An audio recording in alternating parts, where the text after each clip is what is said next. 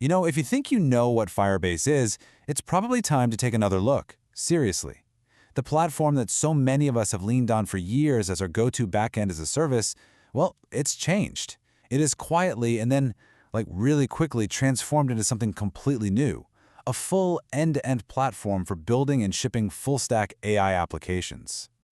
Okay, so here's the game plan for how we're going to break this all down. First, we'll talk about the big problem every developer is staring at right now. Then we'll do a quick refresher on classic Firebase, the one we all know and love. After that, we dive into the brand new AI layer that's been built right on top. We'll get into the weeds on Genkit versus Vertex AI. That's a big one. Then we'll walk through what it actually looks like to build an AI app. And finally, we'll zoom out and think about what this all means for the future. All right, first things first, let's just frame the central challenge here.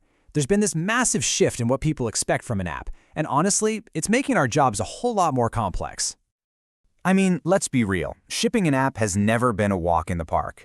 But what is it about today's world that's just raised the stakes so much? What's this new mountain that suddenly everyone is expected to climb? It's this. It's totally this. We still have all the usual headaches, right? Managing servers, praying your database scales, locking down security, building auth that doesn't break. But now, on top of all that, there's this new line item that's basically non-negotiable. Your app has to be smart. Your users just assume that generative AI features are going to be part of the deal. And for the longest time, Firebase was the perfect answer to most of those original problems. It was our go-to, our backend as a service that let us forget about the infrastructure and just focus on building a great front end. And this probably looks super familiar to a lot of you. It was so clean, right? You have the build column with all your essentials, databases like Firestore, your auth, your storage, your hosting.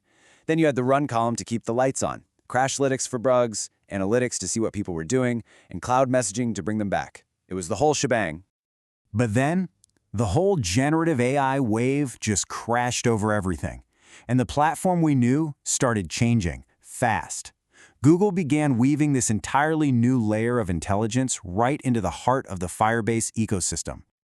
Now this is where it gets kind of wild. It really shows you just how fast this all happened. I mean, things started slow with MLKit way back in 2018, but just look at the last year or so. From Vertex AI hitting general availability to direct Gemini integration, it's just been an absolute explosion of AI power. So, the first key piece of this new world is something called Firebase AI Logic. The easiest way to think about this is that it's your most direct, simplest path to getting AI in your app. It's a bunch of SDKs that let you call powerful models like Gemini or Imagine right from your client-side code, whether that's on the web, iOS, or Android. It's the easy button. But what happens when a simple model call just isn't enough? Well, that's where Genkit comes in.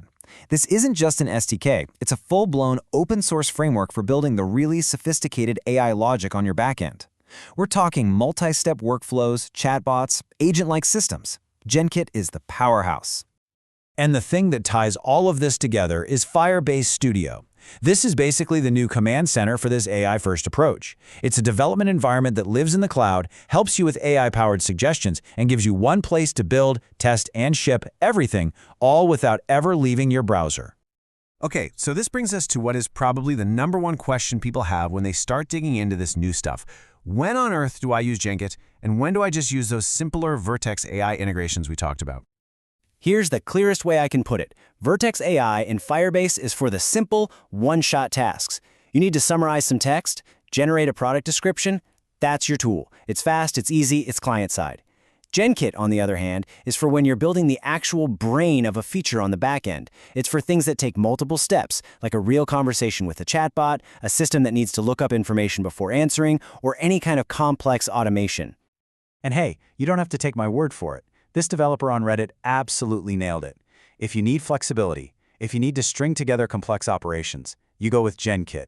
If you just want to make calling an LLM easy, you use the Vertex AI client SDKs. It really is that simple. All right, enough theory. Let's make this real.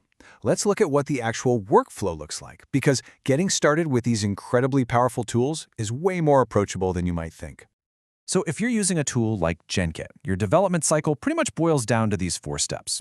1, you'd pick your language and the AI model you want to use. 2, you run a simple command to install the SDKs.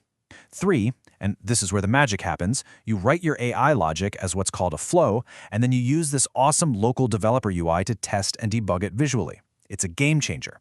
Then finally, step 4, you deploy that flow to Cloud Functions and you get all your production monitoring right there in the Firebase console you already know. So let's zoom out for a second. When you really step back and look at this huge evolution of Firebase, what is it telling us about the future? About how all of us are going to be building software? I think we're seeing a whole new paradigm emerge. The crazy, mind-bending complexity of AI infrastructure, it's all being abstracted away. All the heavy lifting, scaling the models, optimizing for latency, monitoring everything, that's no longer our problem to solve from scratch. The platform handles it, which frees us up to focus on one thing: building cool stuff. And that leaves us with a really fascinating question to chew on. When the platform itself just gives you the intelligence, when the most powerful AI models on the planet are just a simple API call away, what does that unlock for us? What becomes the new frontier for our creativity? And what amazing things are you going to build with it?